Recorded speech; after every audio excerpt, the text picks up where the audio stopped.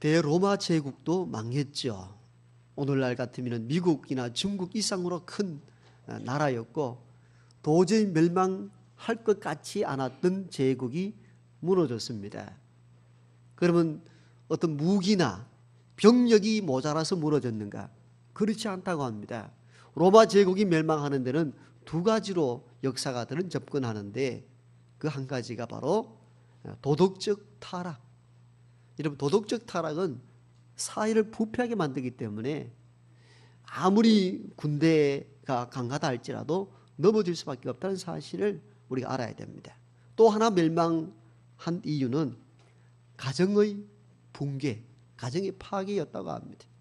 여러분, 그 대로마 제국이 어떤 타국으로부터도 방어할 수 있는 능력을 겸비했던 나라가 가정의 붕괴로 인해서 무너졌다는 것 참 놀랍지 않습니까?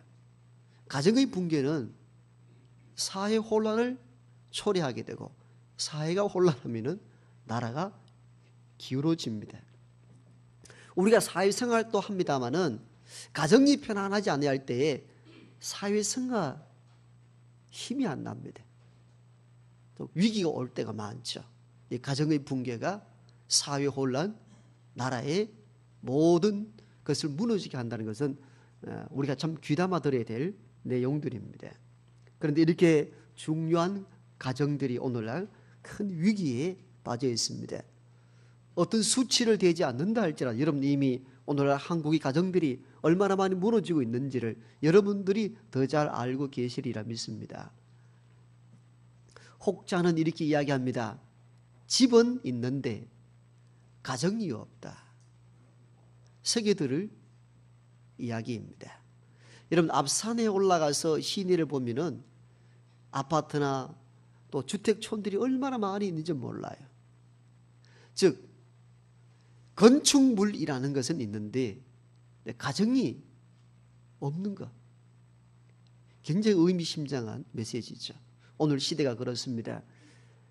잘 갖춰진 주택 구조는 있지만도 가정, 가족이 없다는 것입니다. 이게 오늘 현대의 가정의 위기라 이렇게 볼 수가 있습니다. 남편은 남편대로, 아내는 아내대로 놉니다. 부모 자식 간에 소통이 되지 않습니다. 각자의 이익을 위하여 죽이고 헐뜯고 분쟁하고 다투는 것이 오늘의 가정이 되었습니다. 어떤 신학자는 이 세상에 천국과 지옥을 동시에 경험할 수 있는 유일한 곳이 있는데 그것이 곧 가정이다 이렇게 이야기합니다. 여러분 천국과 지옥을 다 경험할 수 있는 유일한 장소가 가정이라는 겁니다. 여러분 우리가 직장생활도 하고 공직생활도 합니다마는 거기에서 힘들고 지옥같이 어려우면은 빠져나와 버리면 됩니다. 그럼 끝이 납니다. 그런데 가정공동체는 특수합니다. 내가 빠져나가고 싶어도 빠져나갈 수가 없습니다. 가정공동체라는 건 일반 직장이나 일반 공직의 공동체와는 독특한 성격을 가집니다. 이 세상의 모든 공동체는 내가 힘들고 감당할 수 없으면 빠져나가면 해방되는 거예요. 그런데 가정공동체는 그럴 수 없다는 겁니다. 그러니까 가정이 화목하고 평화로우면 천국이지만도 그렇지 못할 경우는 빠져나갈 수 없기 때문에 지옥이라는 겁니다. 그래서 가정을 천국과 지옥을 모두 경험할 수 있는 유일한 장소라 말하는 것입니다. 여러분들도 천국 같은 가정을 만들고 싶지요? 다 지옥 같은 가정을 바라는 사람은 아무도 없습니다. 우리가 지옥을 경험하려고 남자와 여자가 만나가지고 가정을 이루는 사람 한 사람도 없습니다. 모두가 천국을 소망합니다. 우리 가정만큼은 천국 되었으면 하는 소망과 기대 가운데 가정을 시작하게 되는 거죠. 그런데 오늘 우리가 경험하다시피 가정이 지옥 같은 곳으로 변모하여 떠날래야 떠날 수도 없고 묶여있는 그 아픔 가운데 사는 이들이 현실적으로 굉장히 많습니다. 어떻든 우리는 이 가정을 천국 같은 것으로 만들어야 합니다. 그러려면은 그냥 천국이 오는 게 아니잖아요. 그렇죠? 천국이 그냥 하늘에 뚝 떨어지는 게 아니잖아요. 가족 공동체 이론들이 천국 만들려는 역할과 책임을 다할 때에 가정이 천국이 되는 줄 믿습니다. 그러려면 오늘 이 가정의 달을 통하여서 가족 구성원들이 천국 같은 가정을 만들려면 어떤 역할을 해야 되는지에 대해서 이번 주는 부부의 역할과 다음 주는 부모와 자녀의 역할을 이어서 시리즈로 설교하게 될 것이고, 이번 주는 부부의 역할에 대해서, 부부가 어떤 역할을 해야 천국 같은 곳을 만들 수 있는가에 대해서 제한적으로 말씀을 증거해 드리겠습니다. 가정의 시작은 한 남자와 한 여자가 만나서 시작을 합니다. 처음부터 가정이 부모 자식 다 있어 출발하는 게 아닙니다. 한 남자와 한 여자가 남편과 아내라는 관점으로 만나가지고 여기서 아이를 낳고 가족 공동체가 형성이 되는 것이죠. 그러므로 가정의 출발은 남편과 아내로 시작을 합니다. 이 말은 남편과 아내 부부의 역할이 천국 같은 가정을 만드는데 가장 기초가 되고 출발점이 된다는 것을 의미합니다. 그래서 에베소서 기자는 이 가정의 문제를 다루면서 가장 먼저 다뤘던 가족이 누구냐면은 부부의 문제를 다루고 있습니다. 이게 5장 마지막 절까지 이어진 부분이고, 다음 주에 다룰 6장 1절로부터 4절까지는 부모와 자녀의 역할에 대한 내용을 다룹니다. 여러분, 가족이라는 것은 부모와 자식과의 관계가 가족 공동체인데, 그럼 가정의 행복, 가정의 천국을 이루기 위해서는 가장 선행되어야 될 조건이 뭐냐? 부부간의 역할이 가장 중요하다는 겁니다. 그래서 이 에베소서에서는 가장 먼저 다루는 주제를, 부부의 역할 문제를 다룬 이유가 바로 여기에 있습니다. 그러므로 우리는 이 본문을 통해서 천국 같은 가정을 만들려면 부부가 어떤 역할을 해야 되는가? 남편은 남편으로서, 아내는 아내로서의 제 역할을 감당해야 천국이 도래할 수 있다는 사실들을 상기시킵니다. 만약 부부간의 문제가 갈등 관계나 어려움 관계에 있을 때 그것이 곧 자녀들에게도 어떤 식으로든지 영향이 간다는 사실들을 우리는 다 인지하고 삽니다. 물론 술주정뱅이 이 아버지 밑에 아주 반대적으로 난 아버지같이 살지 않을 거야라는 것으로 술을 먹지 않고 믿음 가운데 사는 자녀들도 참 많습니다. 어떻든 영향이 있죠. 어떤 경우는 또 아버지 이상으로 반대하면서도 술을 또 먹는 사람들도 있을 것이고, 어떻든 선한 영향이든 악한 영향이든 영향력이 끼쳐진다는 것은 부모들에게 가져야 될 책임성입니다. 여러분, 아담과 하와 가정을 보십시오. 범죄했습니다. 하나님 먹지 말라는 선과 악의 열매를 따먹었습니다. 하나님이 아담에게 먼저 물었습니다. 아마 남성이 가장을 역할을 했기 때문에 아담에게 먼저 책임을 물었던 것이죠. 아담아 너가 먹지 말라는 선과 악을 아는 나무 열매를 왜 먹었느냐라고 했을 때에 가장의 책임으로서 내가 참 아내의 말을 이렇게 할 때에 여보, 이건 하나님 먹지 말라 했기 때문에 먹을 수 없습니다. 우리가 그러지 마십시다라고 내가 말려야 되는데 그러지 못한 책임이 내게 큽니다. 다 저의 죄입니다. 나에게 책임을 물으십시오라고 말해야 되는데 아담의 첫 번째 대답은 놀랍죠. 하나님이 내게 만들어준 그 여자 때문 아닙니까? 이렇게 이야기를 합니다. 이게 첫 번째 아담의 대답이었습니다. 참 충격적이고 놀랍지요. 하나님에게 책임 돌리고 아내 하와에게 책임을 돌려버렸습니다. 내 탓이 아니고 너 탓이라는 겁니다. 이러한 이 배경 아래 자랐던 아들 가인과 아벨을 보십시오. 여러분, 놀랄 것 없잖아요. 그 부모의 영향 아래에 있는 사람은 자식들이 영향을 받는다는 사실을 우리는 그 후대 가인과 아벨의 이야기를 통하여 생생하게 알 수가 있습니다. 가인과 아벨이 동시에 하나님께 제사를 드렸는데 형 가인의 제사는 받지 아니하고 동생 아벨의 제사를 받았습니다. 이때 가인은 어떻게 해야 되겠습니까? 아휴, 동생보다도 내가 못했던가? 왜 내 제사를 안 받았던가? 내가 정성이 부족했던가? 내가 뭔가 허물이 있는가? 이렇게 서럽게 마음을 다잡고 서러운 제사를 드려야 함에도 불구하고 가인은 제사 받지 않음에 대한 탓을 동생에게 돌립니다. 동생을 들로 불러내서 몰래 죽이고 땅에 파묻어 버립니다. 여러분, 이러한 가인의 형태는 단지 죄의 유전이다 이렇게만 해석할 수가 없는 거예요. 그 어떤 의미에서 아버지 아담으로부터 출발했던 남 탓하는 이런 부분들이 가인에게 내려왔다는 사실들을 우리가 중요한 연결고리를 찾을 필요가 있습니다. 이런 영향이 있다는 사실들을 우리는 깨달아야 되는 것이죠. 그러므로 가정을 천국같이 만들려면 가장 기초가 되는 부부의 역할이 그만큼 중요하다는 것을 의미합니다. 이 영향이 자녀들에게까지 미치기 때문입니다. 그러므로 가정 안에서의 기초가 되는 부부간의 가운데서 특별히 아내는 남편을 주님 대하듯 대해야 합니다.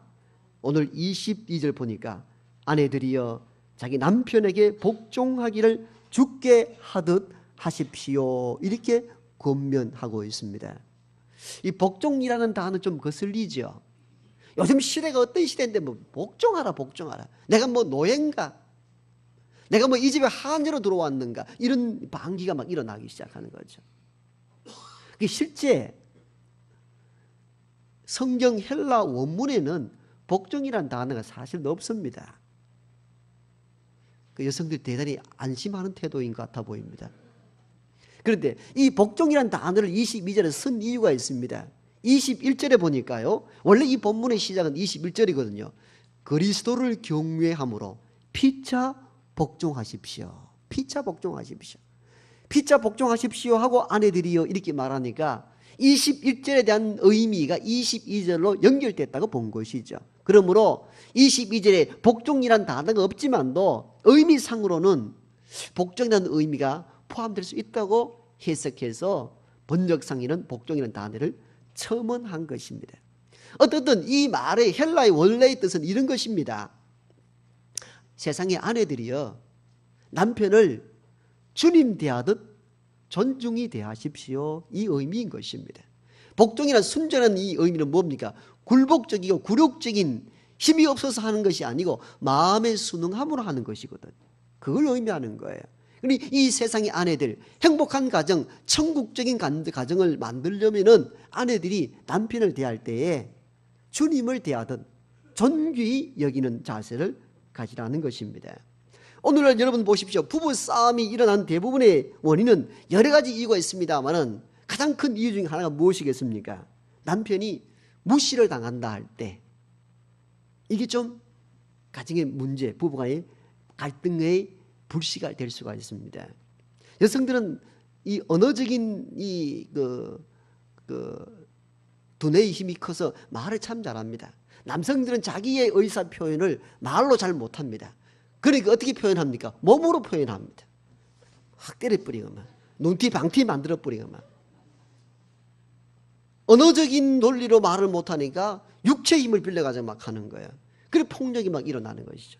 이 폭력은 남성들이 무시당했다고 여길 때 주로 나타난답니다.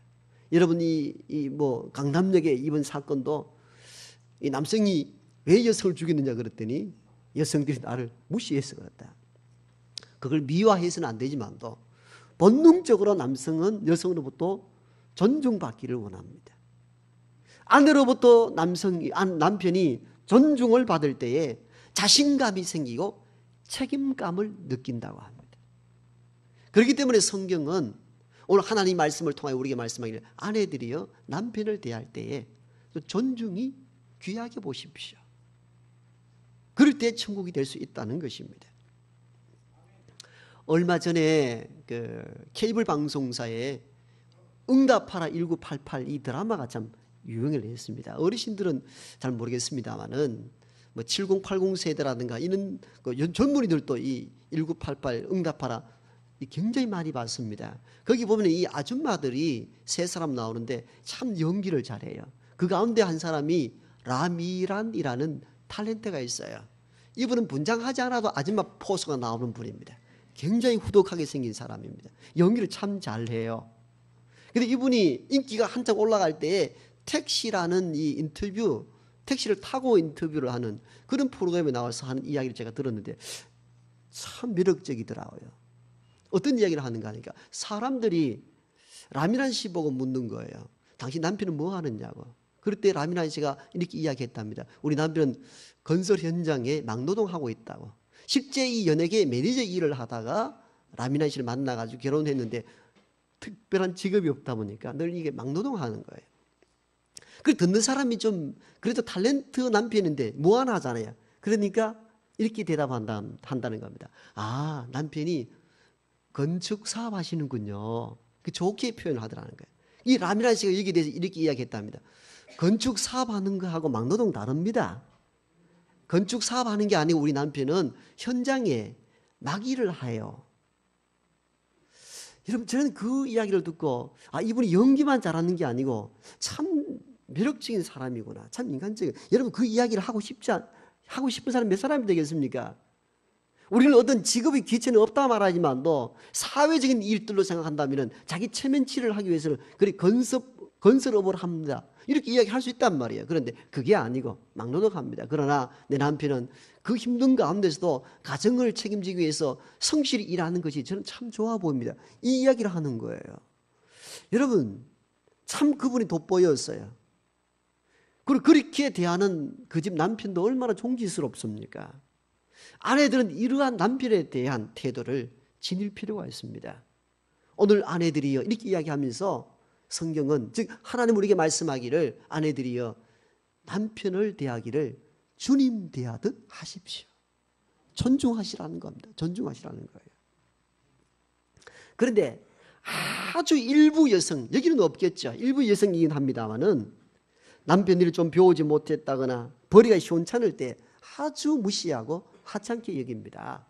여러분, 일생 동안 자녀와 가정을 위해서 열심히 일하다가 은퇴하면 요즘 그런 얘기 한다고 하잖아요. 세끼밥 하나도 안 먹고 있는 사람을 영식님이라 이렇게 한대. 밥을 안 먹는다. 영식님이라. 한 끼 먹는 사람은 일식시다 이렇게 이야기해요. 두 끼 먹는 사람은 이식이 막 부르는 거예요. 세 끼 꼬박꼬박 먹는 사람은 미안합니다, 삼식놈이다 이렇게 이야기한다는 거예요. 여러분, 이거 그냥 여담삼아 하는 이야기지만도 사실 이러한 사회 풍토는 없어져야 됩니다. 참 슬픈 이야기잖아요. 여러분, 은퇴 앞두고 여러분 은퇴하기까지 여러분 얼마나 힘든 삶을 살아왔겠습니까? 여러분, 저도 회사 생활을 해봤습니다만은 회사에서 산다는 게 쉽지 않습니다. 여러 가지 상하 관계, 여러 가지 그런 가운데서 참고 견디고 살아온 것은 대단한 거예요. 그렇기 때문에 은퇴한 이후에도 오히려 존귀 여길 필요가 있습니다. 당신 삼식이가 그러지 말고 국 끓여놓고 내가 어디 갔다 올게 이렇게 이야기하고 가는 게 아니고, 이제껏 열심히 살았으니까 이제 좀 쉬셔도 됩니다.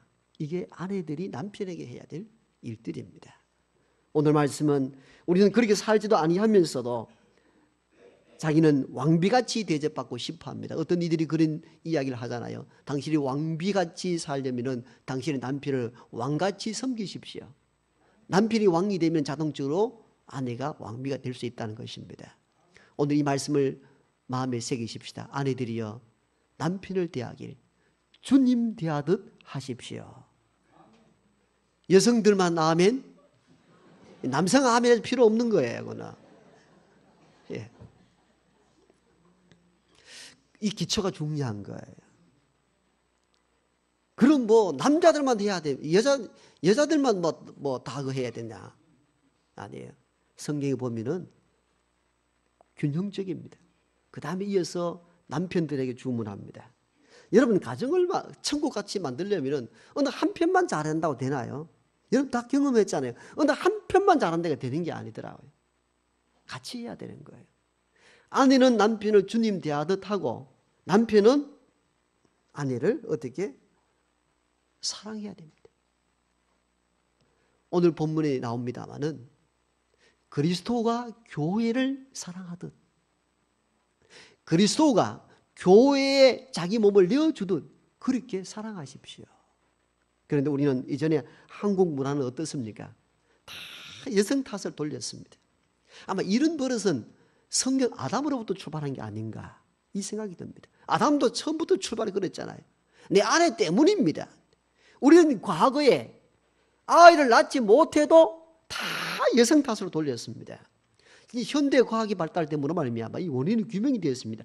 대부분 아이를 못 낳은 경우는 남성 문제가 더 컸다고 얘기합니다. 다 그렇습니다. 그리고 과거는 어땠습니까? 다 여성 탓 돌렸습니다. 시집 가서 가정이 어려움 어떻습니까? 시어머니는 며느리 잘못 들렸다고 그랬습니다. 다 아내 탓이었습니다. 그래서 좀 속상해서 한마디 하면은 암탉 울면 집안 망한다고, 여자가 말이 많으면 안 된다고 억압하고 지배했습니다. 이게 남성들 문화 속에서 일어났던 일들입니다. 그런데 참 오늘 성경은 놀랍습니다. 남편들이 책임이 있다는 겁니다. 아내를 사랑하되 그리스도가 교회를 사랑하심 같이 하고 주님이 교회를 위하여 자기 몸을 내어줌과 같이 하십시오. 예, 이것 때는 남성이 아멘 하는 게 맞습니다. 예.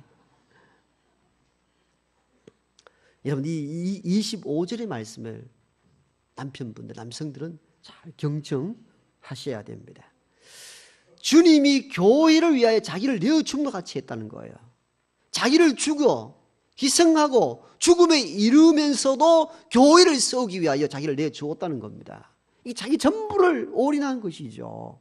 이와 같이 남편들도 아내 사랑의 일을 그렇게 해야 된다는 것을 말씀하고 있습니다. 그런데 우리는 아직까지 이전의 문화, 성경의 문화, 하나님의 문화가 아닌 세속의 문화에 접촉하여서 남편은 아내를 하녀 다루듯하는 육체의 힘을 빌려서 억압하고 지배하는 일들을 종종 보게 됩니다. 이 성경이 쓰여졌을 시대 때에도 여성들의 지위는 형편없었습니다. 우리 500년 기적에도 보면은요, 떡을 먹었던 이들이 5천 명 된다 했을 때 이 5천 명의 숫자는 어린 아이와 여자의 숫자를 뺐다 그랬잖아. 이 의미는 그 당시에 여성은 숫자에도 포함되지 아니하는, 즉 존재 가치가 없는 사람들이었습니다. 여러분, 그런 시대 속에서 하나님은 이 에베소 기자를 통하여 이렇게 말합니다. 남편들이 아내 사랑하기를, 그리스도가 교회를 사랑하듯 하고 주님이 교회를 위하여 자기를 내어줌과 같이 하십시오. 굉장히 그 시대에서는 충격적인 메시지입니다. 오늘은 여성 인권이 신장되어서 뭐 그 정도의 말 다 할 수 있지 이랬는데, 그 시대는 여성의 숫자에도 포함되지 않았던 시대에 이 말씀이 나왔다는 것은 참 놀랍습니다. 한마디로 여성도 인격적으로 대우하라는 것입니다. 우리는 여성을, 즉 아담의 갈비뼈를 취하여서 아담 하와를 만들었다 그랬죠. 제가 종종 결혼 주례 때 그 얘기를 하죠. 여러분, 하나님은 남자 아담을 흙으로 빚어서 그 코에 생기를 불어넣음으로 생명이 되었다. 인간을 영적 존재를 만들었는데 똑같은 방식으로 왜 여성을 만들지 않았을까요? 그리고 왜 많은 물질, 금이나 은이나 다이아몬드, 좋은 보석을 가지고 만들지 않고 왜 갈비뼈를 가지고 만들었다 그랬겠어요? 여성도 심장과 심장, 마음과 마음을 맞대어 함께 교류할 수 있는 인격적 존재로 만들었다, 그 의미입니다. 그리고 아담의 갈비뼈를 취하여 하와를 만들었다는 그 의미는 아담 너 자신이 또 다른 너 앞에 있는 그 자신이라는 겁니다. 분리될 수 없는 존재라는 겁니다. 이게 부부의 역할이라는 것이죠. 모두가 가정을 천국으로 만들고 싶어 하는데 오늘 가정들이 가끔 지옥을 경험할 때가 종종 있습니다.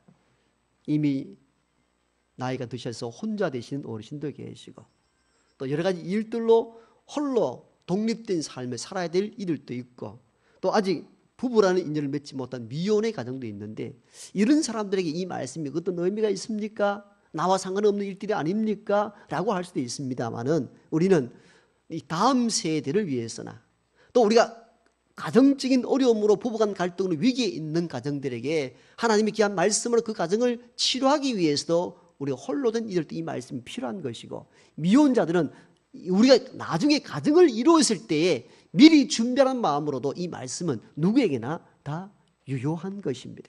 그러므로 이 말씀은 나와 상관이 없는 말씀이라고 뛰어넘길 수 없는 본문이기도 하고 부부간에만 들어야 될 메시지라고 축소 해석할 필요도 없습니다. 우리 모두가 다 듣고 인지해야 합니다. 그러므로 우리는 가정을 천국같이 만들기 위해서 각자 역할을 감당해야 천국을 만들 수가 있는데, 오늘 첫 번째 순서로 부부간의 역할에 대해서 어떻게 해야 되는가에 대한 본문을 함께 다루었습니다. 그러나 우리는 이 본문의 말씀을 잊어버리고 서로의 역할과 책임을 다하지 아니할 때 가정은 어려워지고 후회함만 남는다는 사실을 늘 인식하고 마음에 새기고 살아야 합니다. 가정사역, 상담자인 두상달 장로님은 어떤 칼럼집에 있는 이야기를 썼습니다. 부부 중에 어느 한쪽이 먼저 갈 때에 먼저 간 이가 남아있는 한 배우자를 향하여 한 공통된 이런 말을 하더라는 겁니다. 여보, 너무 미안해. 대부분 그렇게 이야기를 하고 가더라는 겁니다. 미안하다는 이 메시지 속에서는 앞으로 아직도 할 일이 많은데 먼저 가게 돼서 미안하다는 책임감과, 그리고 이전에 살아있을 때 너무 못해준 것에 대한 아픔 고백이 담겨 있는 함축적인 언어. 여보, 참 미안하다. 그렇게 대부분 이야기를 하고 임종을 맞이하더라는 것입니다. 그러면서 이분은 그런 이야기를 해요. 남편이나 아내가 상대 배우자에게 정말 바라고 원하는 것은 세계 평화나 남북 통일 같은 거대 담론이 아니더라는 겁니다. 여보, 참 고생이 많다. 날 참 사랑해 주셔서 고맙다. 대부분 이런 아주 작은 것에 대해서 기대하고 소망을 가지고 살더라는 것입니다. 그런데 우리는 정작 그런 이야기를 잘 못하고 살고 그렇게 살지 않고 인생을 살아 마지막을 맞이하더라는 것입니다. 참 이게 안타까운 일들이죠. 여러분, 찬송가도 늘 불러야 되지만도 유행가 가사를 보면은 세상 돌아가는 이야기를 우리가 알 수가 있잖아요. 오승근씨 노래 가운데 이런 노래가 있죠. 있을 때 잘해 후회하지 말고, 있을 때 잘해 흔들리지 말고. 저거 들어보니까 메시지가 성경 다음으로 좋아요. 예. 있을 때 잘합시다. 있을 때 잘하셔야 됩니다. 있을 때 잘하셔야 되는 거예요. 가사 중에 이런 얘기가 또 있대요. 이번이 마지막 기회야. 마지막 기회야. 있을 때 잘해. 어제는 부부의 날이었습니다. 21일이 왜 부부의 날입니까? 예? 많은 날짜 중에서 둘이 하나가 되라고. 5월에는 어린이날, 어버이날, 스승의 날, 그 가운데 부부의 날도 있습니다. 여러분, 부부라는 것은 수학적으로 계산할 수 없는 관계라는 사실을 보여줍니다. 1 더하기 1은 수학적으로 2가 나와야 되는데 둘이 1이 된다는 겁니다. 신비의 연합이 부부입니다. 신비의 연합이 부부입니다. 어쨌든 저와 여러분의 모든 가정들이 천국 같은 가정 되기를 소망합니다. 그러기 위해서는 오늘 주신 이 말씀을 다 마음에 새기십시다. 마음에 새기십시다. 아내들이여, 남편 대하기를 주께 하듯 하십시오. 남편들이여, 아내 사랑하기를 주님이 교회를 사랑하듯 하십시오. 기도하십시다.